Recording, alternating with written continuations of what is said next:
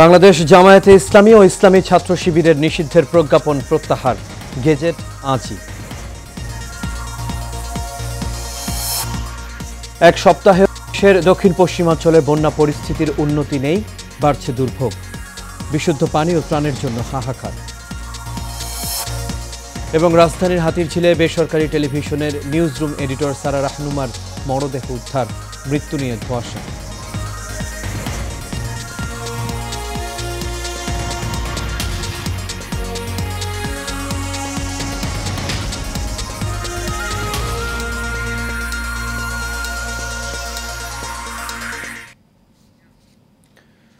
সবাইকে স্বাগত এশিয়ান নিউজে। দর্শক, পুরো সংবাদ জুড়ে আপনাদের সঙ্গে আছি আমি আনোয়ার রাজ। এতক্ষণ শুনছিলেন বিআরবি কেবল ইন্ডাস্ট্রিজ লিমিটেড সংবাদ শিরোনাম। এবার চলে যাচ্ছে পুরো খবরে।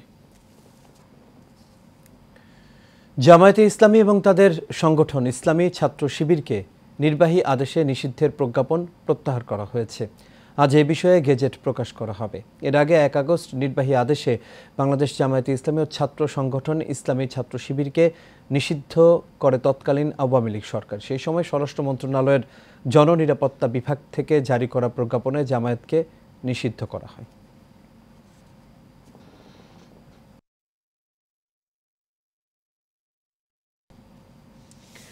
এবার দেশের বন্যা পরিস্থিতির খবর। টানা বৃষ্টি ও ভারতের উজানের পানিতে দীর্ঘদিন ধরে পানিবন্দী হয়ে আছে বিভিন্ন জেলার বাসিন্দারা।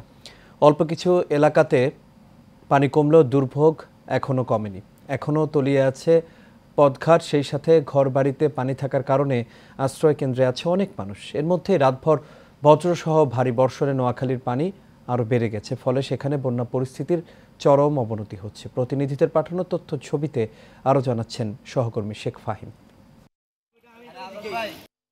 নোয়াখালীতে বন্যা পরিস্থিতির আরও অবনতি হয়েছে। অল্প কিছু এলাকাতে পানি কমছে, তাও খুবই ধীর গতিতে। ডুবে আছে বসতঘর ও সড়ক। নোয়াখালীর ৮ উপজেলার ৮৭ ইউনিয়নে প্রায় ২.৫ লাখ মানুষ পানিবন্দী হয়ে আছেন। আতঙ্ক বাড়ছে পানিবন্দী ও বানভাসীদের। আমাদের বাচ্চাদের ঠান্ডা লাগিয়ে রয়েছে, কোনো আমরা নিজেরা খাওয়া দাওয়া পাচ্ছি, বাচ্চাদের কোনো খাওয়া দাওয়া পাচ্ছি না। আশ্রয় কেন্দ্র আইসি আইনের পরে দিয়ে যে এতদিন থাকতেছে, আমরা জামা কাপড় ছাড়া অন্য কিছু আনতে পারি না। এখানে আমরা প্রায় ৪০০ পরিবারকে সহায়তা দিয়েছি। বন্যা কবলিত এলাকা থেকে এনে তাদের ঘর বাড়ি পুরোটাই ডুবে গেছে। অবশেষে বিপদসীমার নিচ দিয়ে প্রবাহিত হওয়া শুরু করেছে কুমিল্লার গোমতী নদীর পানি। পরিস্থিতি উন্নতির দিকে যাচ্ছে।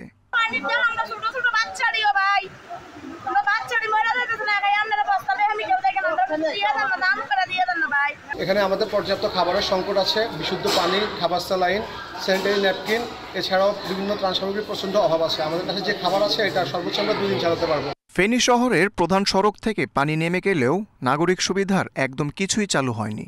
1 সপ্তাহ পরও নেই বিদ্যুৎ, ইন্টারনেট, গ্যাস সংযোগ, শুধু পানির পরিমাণ কমেছে।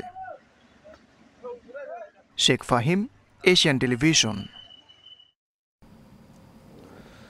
দর্শক, বন্যার আরও খবর জানাতে এই মুহূর্তে নোয়াখালী থেকে সরাসরি যুক্ত হচ্ছেন সহকর্মী মাহবুবে আলম। মাহবুব, আশা করি আপনি শুনতে পাচ্ছেন। মাহবুব, আমরা যতটুকু জানি যে রাতভর ভারী বজ্রসহ বৃষ্টি হয়েছে, তো পানি বেড়ে গেছে, তো এই মুহূর্তে বন্যার সবশেষ পরিস্থিতি কেমন দেখছেন?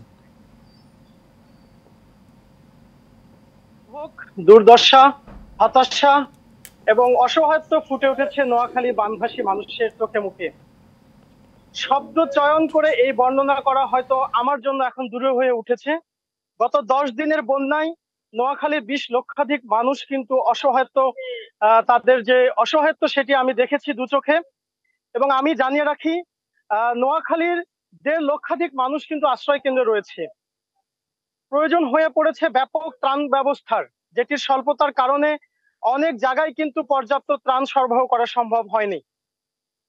আর 10 দিন অতিবাহিত হওয়ার কারণে এখন কিন্তু মানুষ যারা যে ত্রাণ শুরুতে পেয়েছিল বা শুরু হয়েছিল সেটারও ভাটা পড়েছে, জলযান নেই এবং অনেকে কিন্তু এখন কলা গাছের ভেলায় কিন্তু চলাচল করতে আমি দেখেছি। কারণ যারা মধ্যবিত্ত আছে, নিম্নবিত্ত আছে, একটা এই এলাকা যেহেতু সব সময় কোনো বন্যা পরিস্থিতি তারা মোকাবেলা করে না, বিধায় তাদের কিন্তু নৌকার ব্যবস্থা নেই। আর এখন যারা নতুন করে নৌকা বানাচ্ছে, আমি দেখেছি অনেক কারিগর নৌকা তৈরিতে ব্যাপক অর্থ দাবি করছে, ফলে অনেকে কিন্তু কলার ভেলায় করে তাদের পরিবার নিয়ে বিভিন্ন জায়গায় যাতায়াত করছে। এবং সকালে আমাকে পানি উন্নয়ন বোর্ড যেটি জানিয়েছে যে নোয়াখালী সদরে, এই মুহূর্তে আমি দাঁড়িয়ে আছি ডিসি অফিসে, জেলা প্রশাসকের কার্যালয়ের সামনে। এখানে কিন্তু 2 সেন্টিমিটার পানি কিন্তু গতকাল সন্ধ্যার পর থেকে বৃদ্ধি পেয়েছে এবং ভারী বর্ষণ ছিল, যার ফলে নোয়াখালীর পরিস্থিতি যত দিন যাচ্ছে তত কিন্তু অবনতি হচ্ছে। এ ধরনের বন্যা বর্তমান প্রজন্ম কিন্তু দেখেনি এবং আমি অনেক বয়োবৃদ্ধ ব্যক্তির সঙ্গে কথা বলেছি, তারা আমাকে জানিয়েছে তারা তাদের জীবনে কিন্তু এই ধরনের বন্যার সম্মুখীন হয়নি। কাজে অভিজ্ঞতাহীন একটি অঞ্চলের মানুষ এরকম একটি বন্যার পরিস্থিতিতে খুবই দুর্বিষহ জীবনযাপন করছে। প্রয়োজনীয় ত্রাণ সহায়তা প্রয়োজন এবং ব্যবস্থাপনার প্রয়োজন, সেগুলো যদি সরকারিভাবে ব্যবস্থাপনা করা হয় তাহলে হয়তো প্রত্যেকে ত্রাণ পাওয়ার যে নিশ্চয়তা, সেই নিশ্চয়তার এখন প্রয়োজন হয়ে পড়েছে। এছাড়া আমি অনেক আশ্রয় কেন্দ্রে দেখেছি গর্ভবতী মহিলা আছে, ছোট শিশু আছে, যারা শুকনো খাবার দিয়ে যে পুষ্টির চাহিদা সেটা পূরণ করা কিন্তু সম্ভব নয়। কাজে সরকারি ভাবে কিন্তু তাদের পাশে দাঁড়াতে হবে। এই চাহিদাটা সকলের মধ্যে রয়েছে এবং তারা আমাদেরকে এই অভিযোগটুকু করেছে। তো রাজ, নোয়াখালী থেকে এই ছিল সর্বশেষ আমার কাছে। মাহবুব, আপনাকে অসংখ্য ধন্যবাদ। দর্শক, আমাদের সঙ্গে নোয়াখালী থেকে বন্যার সবশেষ পরিস্থিতির খবর নিয়ে যুক্ত হয়েছেন সহকর্মী মাহবুবে আলম। চলে যাচ্ছি পরবর্তী খবরে। দর্শক, এবার কুমিল্লার বন্যা পরিস্থিতির আর খবর জানিয়েছেন সহকর্মী আশিকুর রহমান।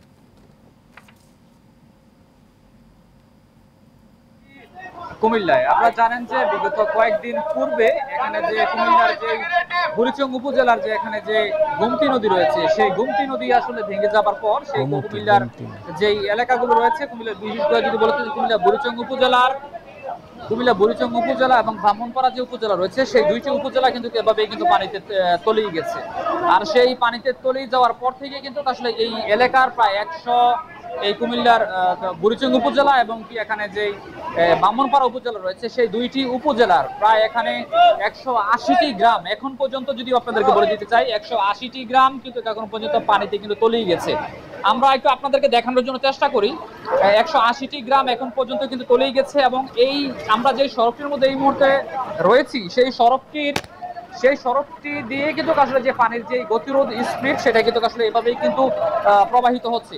দিন দিন কিন্তু আসলে এই প্রতি ঘন্টা কিংবা প্রতি মুহূর্তের মধ্যেই কিন্তু আসলে যে কুমিল্লার বুড়িচং উপজেলার যেই গ্রামগুলো রয়েছে, সেই গ্রামগুলো কিন্তু এভাবেই কিন্তু পানিতে কিন্তু প্রবাহিত হচ্ছে। আর এই মুহূর্তের মধ্যে যে কুমিল্লার বুড়িচং উপজেলা কিংবা ব্রাহ্মণপাড়া যে উপজেলাগুলো রয়েছে, সেই উপজেলার যে মানুষগুলো রয়েছে, সেই মানুষগুলো কিন্তু আসলে এভাবে কিন্তু খুব কষ্টকর ভাবে কিন্তু জীবন পরিচালনা করছে। তাদের এই মুহূর্তে যথেষ্ট পরিমাণ এই মুহূর্তের মধ্যে ত্রাণের দরকার।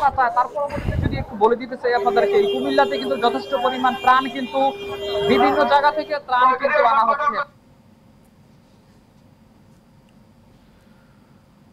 যাচ্ছে ভিন্ন প্রসঙ্গে। অন্তর্বর্তী সরকারের প্রধান উপদেষ্টা নোবেল বিজয়ী অধ্যাপক ডক্টর মোহাম্মদ ইউনূসকে ফোন করেছেন তুরস্কের প্রেসিডেন্ট রিসেপ তাইপ এরদোয়ান। এ সময় অন্তর্বর্তী সরকারের প্রধান হিসেবে দায়িত্ব গ্রহণ করে ডক্টর ইউনূসকে অভিনন্দন জানান তিনি। টেলিফোনে প্রেসিডেন্ট এরদোয়ান বাংলাদেশের বন্যা দুর্গত এলাকায় জানমালের ক্ষয়ক্ষতিতে শোক প্রকাশ করেছেন বলে জানায় প্রধান উপদেষ্টার দপ্তরের প্রেস উইং। তিনি বলেন, তুরস্ক বন্যা দুর্গতদের মানবিক সহায়তা দেবে। প্রধান উপদেষ্টা মোহাম্মদ ইউনূস এই জন্য তুরস্কের প্রেসিডেন্টকে ধন্যবাদ জানান।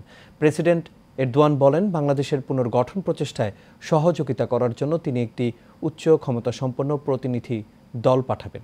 তিনি প্রধান উপদেষ্টাকে তুরস্কের সফরের আমন্ত্রণও জানান।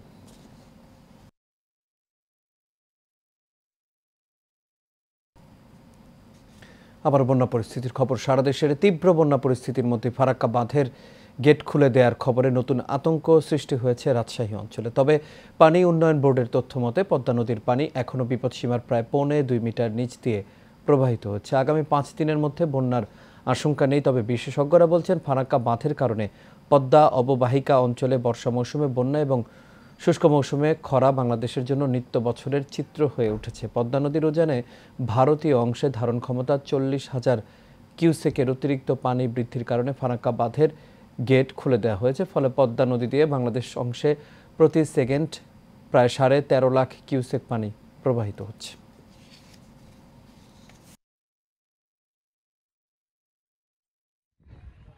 যে পূর্বাভাস পাচ্ছি সেটাতে আমাদের ইমিডিয়েট বন্যার কোনো থ্রেট আপাতত নেই আর কি। আমরা আমাদের পানি লেভেলগুলো নিয়মিত মনিটরিং করতেছি। প্রতি আপনার 3 থেকে 6 ঘন্টা পর পর সেই ইয়ে থেকে পানি লেভেল থেকে আমরা বুঝতে পারবো যে কোনো থ্রেট আসলে, ইমিডিয়েট থ্রেট আসলে পানি লেভেল দ্রুত বৃদ্ধি পাওয়া শুরু করবে, কিন্তু বর্তমানে সেই বৃদ্ধির হারটা খুবই ছিল নরমাল।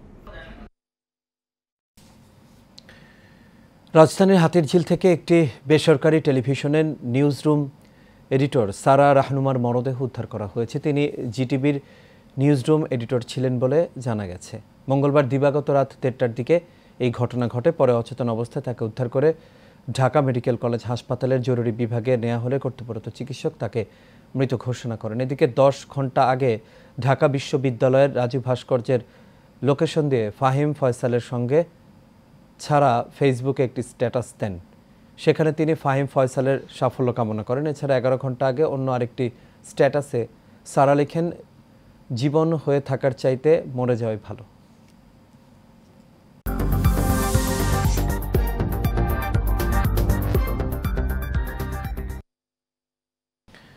চট্টগ্রাম নগরের ওয়াসা ভবনে চাকরি স্থায়ীকরণের দাবিতে প্রায় 300 জন অস্থায়ী শ্রমিক কর্মচারী এক দফা দাবিতে বিক্ষোভ ও ঘেরাও কর্মসূচি পালন করেছে। এ সময় তারা ওয়াসার এমডির কক্ষ ঘেরাও করে বিক্ষোভ করে। তারা জানান, দীর্ঘদিন যাবৎ নানা বৈষম্যের শিকার হয়ে তাদের চাকরি স্থায়ীকরণ সহ বিভিন্ন সুযোগ সুবিধা থেকে বঞ্চিত করে রাখা হয়েছে।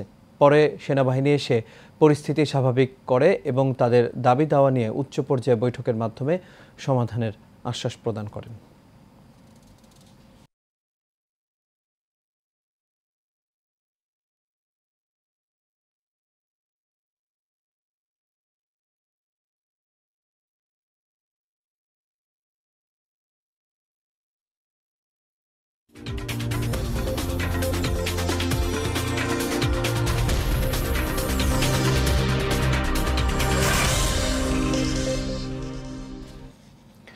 এবার খেলার খবর, ফুটবল। সাফ অনূর্ধ্ব 20 চ্যাম্পিয়নশিপের ফাইনালে স্বাগতিক নেপালের বিপক্ষে লড়বে বাংলাদেশ। কাঠমান্ডুতে ম্যাচ শুরু হবে বাংলাদেশ সময় দুপুর 2:45 মিনিটে। দ্বিতীয় সেমিফাইনালের টাই ব্রেকারে 4-3 গোলে ভারতকে হারিয়ে ফাইনালে জায়গা করে নেয় বাংলাদেশ।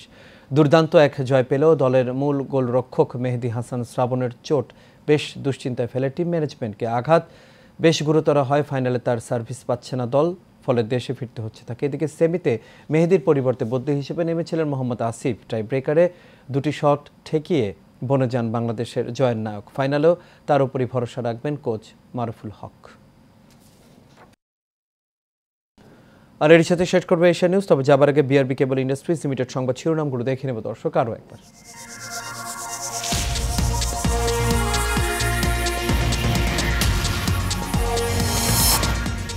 বাংলাদেশ জামায়াতে ইসলামী ও ইসলামী ছাত্র শিবিরের নিষিদ্ধের প্রজ্ঞাপন প্রত্যাহার, গেজেট আজই।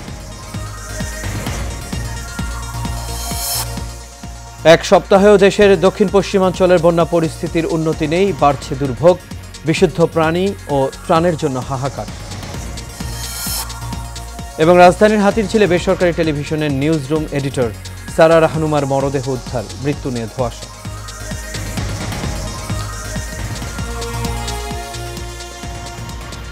দর্শক, এই ছিল আমাদের এখনকার আয়োজন। আমাদের পরবর্তী সংবাদ দেখার আমন্ত্রণ রইল। এতক্ষণ সাথে থাকার জন্য সবাইকে ধন্যবাদ।